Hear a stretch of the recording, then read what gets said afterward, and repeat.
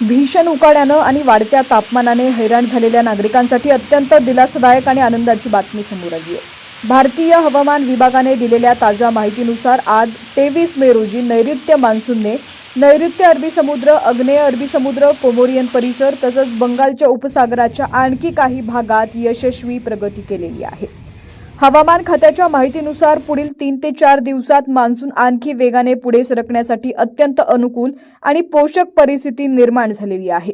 या आगामी काळात नैऋत्य व आग्नेय अरबी समुद्र, कोमोरिन क्षेत्र, बंगालच्या उपसागराचा आणखी मोठा भाग आणि उर्वरित अंदमान समुद्र मान्सूनच्या कक्षेत येण्याची दाट शक्यता हवामान विभागाने वर्तवलेली आहे। यंदा नैऋत्य मान्सून वेळेआधीच केरळमध्ये दाखल होण्याची शक्यता आहे। सामान्यतः 1 जूनच्या सुमारास पोहोचणारा मान्सून यंदा 26 मे रोजीच केरळ किनारपट्टीवर धडकू शकतो। बंगालच्या उपसागरात कमी दाबाचं क्षेत्र अधिक सक्रिय झाल्यानं मान्सूनचा वेग वाढलेला आहे। विशेष म्हणजे यंदा मान्सूनच्या सुरुवातीच्या टप्प्यात बंगालच्या उपसागरात किंवा अरबी समुद्रात कोणतेही चक्रीवादळ निर्माण झालेलं नाहीये। त्यामुळे मान्सूनच्या प्रवासात कोणताही मोठा अडथळा येणार नसून तो सुरक्षित पुढे सरकणार असल्याचं हवामान विभागाने स्पष्ट केलंय। हवामान विभागाच्या अंदाजानुसार मान्सूनचा प्रवास असाच सुसाट राहिल्यास 5 जूनला गोव्यात दाखल होण्याची शक्यता आहे, तर 6 जूनला कोकणात आणि 7 जूनला पुण्यात मान्सूनचं आगमन होण्याची शक्यता आहे।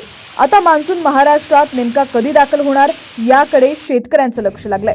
गेल्या काही दिवसांपासून विदर्भात सूर्य अक्षरशः आग उकत असून उष्णतेची तीव्रता वाढलेली आहे।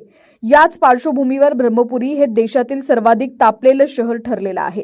शनिवारी म्हणजेच काल 22 मेला ब्रह्मपुरी इथं तब्बल 47.2 अंश सेल्सिअस तापमानाची नोंद झाली आहे। दरम्यान पुढील 2 दिवस विदर्भात उष्णतेची लाट कायम राहण्याची शक्यता हवामान विभागाने व्यक्त केली आहे। विदर्भातील बहुतांश जिल्ह्यांना उष्णतेचा इशारा देण्यात आलेला असून अकोला, अमरावती आणि वर्धा जिल्ह्यांसाठी रेड अलर्ट जारी करण्यात आला आहे, तर नागपूर आणि यवतमाळ जिल्ह्यांना ऑरेंज अलर्ट देण्यात आलेला आहे। संभाव्य तीव्र उष्णतेचा विचार करून नागरिकांनी अत्यावश्यक कामाशिवाय दुपारच्या वेळेत बाहेर पडणं टाळावं असं आवाहन प्रशासनाने केलेलं आहे। आता राज्यातील तुमचा जिल्हा कोणता आणि तुमच्या जिल्ह्यात सुद्धा हवामानाची काय स्थिती आहे ती सुद्धा आम्हाला कमेंटच्या माध्यमातून नक्की कळवा। पाहत रहा HPN मराठी न्यूज।